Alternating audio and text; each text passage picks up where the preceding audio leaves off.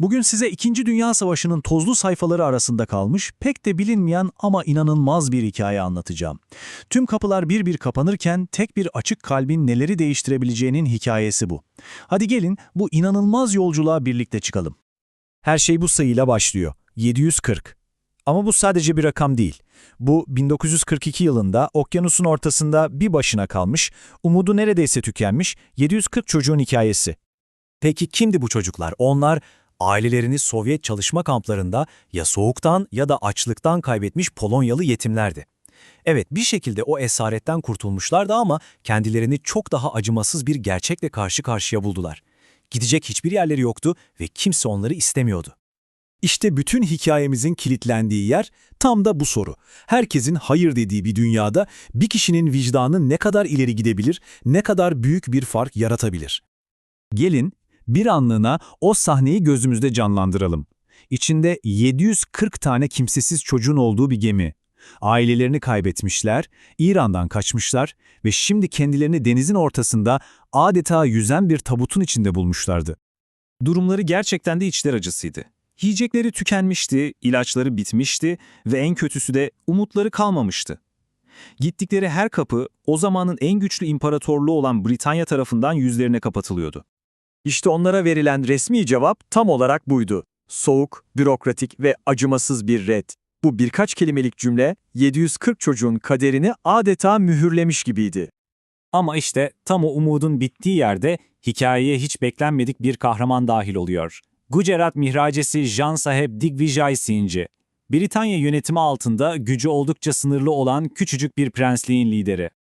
Bu o kritik karar anıydı işte. Danışmanları ona sürekli Britanya'ya karşı gelmenin ne kadar tehlikeli olduğunu söylüyordu. Ama Mihraç için bu siyasi bir baskı meselesi değil, tamamen kişisel bir ahlak meselesiydi. Ve onun cevabı çok netti. İşte bu. Mihraç'ın hem kendi danışmanlarına hem de koskoca Britanya İmparatorluğu'na meydan okuyan o kesin ve bir o kadar da merhametli emriydi. Bu sözlerle bütün tartışmalara son noktayı koymuştu. Bu sözler dünyanın o kayıtsız güçlerine atılmış bir tokattı adeta. Düşünsenize, küçücük bir krallığın prensi ahlaki bir duruşla bütün bir imparatorluğa meydan okuyordu. Gemi nihayet 1942'nin Ağustos ayında limana yanaştığında ortaya çıkan manzara gerçekten yürek burkucuydu. Çocuklar adeta birer hayalet gibiydiler. O kadar zayıflardı ki iskeletleri sayılıyordu ve gözleri bomboş bakıyordu. Artık kimseden hiçbir şey beklemiyorlardı. Mihraç, limanda bizzat onları bekliyordu.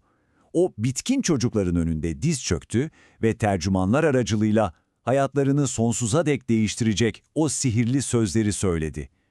Bu cümle aylarca süren o korkunç reddedilişin sonuydu. Bakın, Mihraç onlara bir mürteci kampı inşa etmedi, onlara sıcacık bir yuva kurdu ve bunu da imparatorluktan yardım alarak değil, tamamen kendi kişisel servetini kullanarak yaptı. Onun amacı sadece bu çocukların hayatta kalmasını sağlamak değildi, ruhlarını da iyileştirmekti. Onlara kendi kültürlerini yaşatabilecekleri, kendilerini yeniden evlerinde hissedebilecekleri bir sığınak sundu. Ve sonuç ne oldu dersiniz? Dünya dışarıda alevler içindeyken o 740 çocuk bir Hint prensinin kanatları altında tam 4 yıl boyunca bir aile gibi yaşadı. Barış ve iyileşme dolu 4 yıl. Yeniden hayal kurmayı, yeniden çocuk olmayı öğrendiler. Peki savaş bittikten sonra ne oldu? O çocuklar iyileşti, büyüdü ve dünyanın dört bir yanına dağıldılar. Peki ya Mihraç'ın mirası, ondan geriye ne kaldı? Aslında bu karşılaştırma her şeyi özetliyor. Evet, adına meydanlar yapıldı, okullar açıldı. Ama onun cesaretinin asıl anıtı mermerden ya da taştan değildi.